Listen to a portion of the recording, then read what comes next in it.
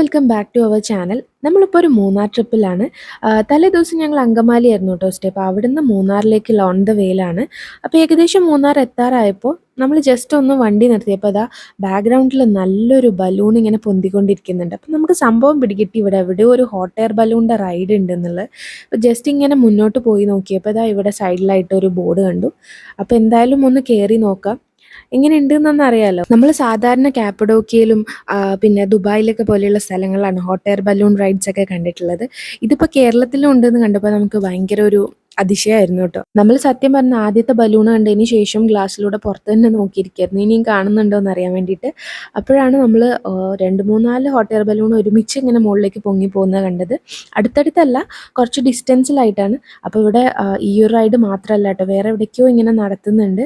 എന്തായാലും കാണാൻ നല്ല രസമുണ്ട് കേട്ടോ, ഇങ്ങനെ മുകളിലേക്ക് വലിയൊരു ബലൂൺ ഇങ്ങനെ പൊങ്ങി പോകുന്നത് കാണാൻ. എന്തായാലും നമ്മൾ പാർക്കിങ്ങിൽ വണ്ടിയൊക്കെ നിർത്തി ടിക്കറ്റ് കൗണ്ടറിൻ്റെ അവിടെ നിന്ന് ഇങ്ങനെ താഴേക്ക് പോയി കേട്ടോ. നടന്നു പോയിട്ട് ഇപ്പോൾ നമുക്ക് കാര്യങ്ങളൊക്കെ ഏകദേശം മനസ്സിലായി. നമ്മൾ സാധാരണ ഹോട്ട് എയർ ബലൂൺ റൈഡ് പോലെയല്ല ഇത്. ഇത് നമ്മൾ ജസ്റ്റ് ഒരു ഹൈറ്റിലേക്ക് പൊക്കും, അതിന് ശേഷം അവിടെ കുറച്ച് നേരം നിർത്തിയിട്ട് താഴേക്ക് വരും കേട്ടോ. നമ്മൾ ഹോട്ട് എയർ ബലൂൺ റൈഡ് ശരിക്കും എന്ന് പറഞ്ഞു കഴിഞ്ഞാൽ ഒരു സ്ഥലത്തു നിന്ന് ഇത് നമ്മളെ കൊണ്ടുപോയിട്ട് വേറൊരു സ്ഥലത്തായിരിക്കും ലാൻഡ് ചെയ്യുക. അപ്പോൾ ആ ഒരു സംഭവം ഇവിടെ ഇല്ല കേട്ടോ. ഇവിടെ ജസ്റ്റ് ഒരു ഹൈറ്റിലേക്ക് പൊക്കും, അങ്ങോട്ട് താഴേക്ക് തന്നെ കൊണ്ടുവരും.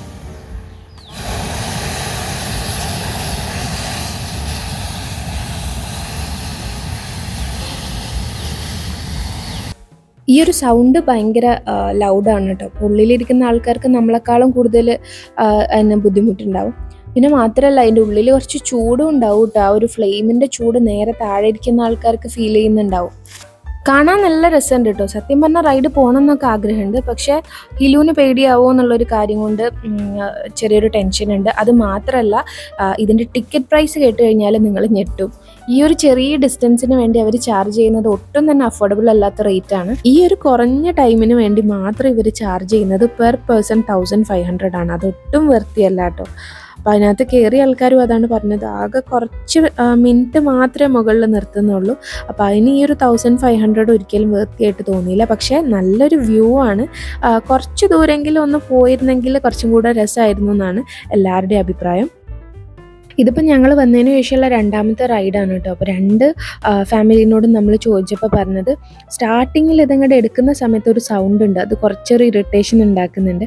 പിന്നെ മാത്രമല്ല നമ്മൾ മുകളിൽ എത്തിക്കഴിഞ്ഞാൽ നമ്മൾ വിചാരിക്കും നല്ല ഫോട്ടോസും വീഡിയോസൊക്കെ എടുക്കാൻ പറ്റും എന്നുള്ളത്, പക്ഷെ കഴിയുന്നുണ്ടായില്ല. ഇത് അത്ര സ്റ്റേബിൾ അല്ല, അവിടെ ഇങ്ങനെ ഫുൾ ഇങ്ങനെ ഷെയ്ക്ക് ആയിക്കൊണ്ടിരിക്കുക. അത് കാരണം പിന്നെ കാറ്റൊക്കെ ഉള്ളതുകൊണ്ട് തന്നെ നമുക്ക് ഫോട്ടോ ഒന്നും എടുക്കാൻ പറ്റുന്നില്ല. പിന്നെ സ്പെഷ്യലി മൂന്നാർ പോലത്തെ ഹിൽ സ്റ്റേഷനിലൊക്കെ നമ്മൾ ഒരു ഹൈറ്റിൽ നിന്ന് കഴിഞ്ഞാൽ താഴേക്ക് നോക്കിയാൽ തന്നെ കാണുന്നത് അടിപൊളി കാഴ്ചയായിരിക്കും. അപ്പോൾ അത് ഇത്രയും ഹൈറ്റിൽ നമുക്ക് കാണാൻ പറ്റുമ്പോൾ നല്ല രസമുണ്ടായിരിക്കും.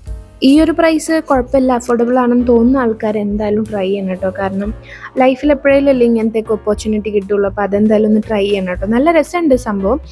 നമുക്ക് മുകളിലെത്തിയിട്ട് കിട്ടുന്ന ആ ഒരു വ്യൂ അടിപൊളിയായിരിക്കും.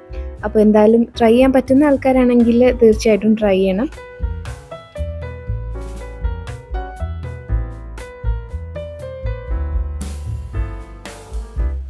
വീഡിയോയിൽ കാണുന്ന പോലെ തന്നെ താഴെയുള്ള ആൾക്കാരിങ്ങനെ ഇതിനെ പിടിച്ച് വലിച്ച് താഴത്തേക്ക് കൊണ്ടുവരികയാണ് കേട്ടോ ചെയ്യുന്നത്. ചില ടൈമിൽ നമുക്ക് തോന്നും ഇത് ചെരിഞ്ഞു പോവുകയാണോ എന്ന്, പക്ഷേ ഇവരുടെ അടുത്ത് കയറും കാര്യങ്ങളൊക്കെ ഉള്ളത് കൊണ്ട് തന്നെ എങ്ങനെയെങ്കിലുമൊക്കെ അവർ ബാലൻസ് ചെയ്യുന്നുണ്ട്. എന്നാലും നമ്മൾ പുറത്തുനിന്ന് നോക്കുമ്പോൾ കാണുമ്പോൾ ചെറിയൊരു ടെൻഷനാണ് ഇതിങ്ങനെ ഓരോ സൈഡിലേക്ക് ചെരിഞ്ഞു പോകുമ്പോൾ.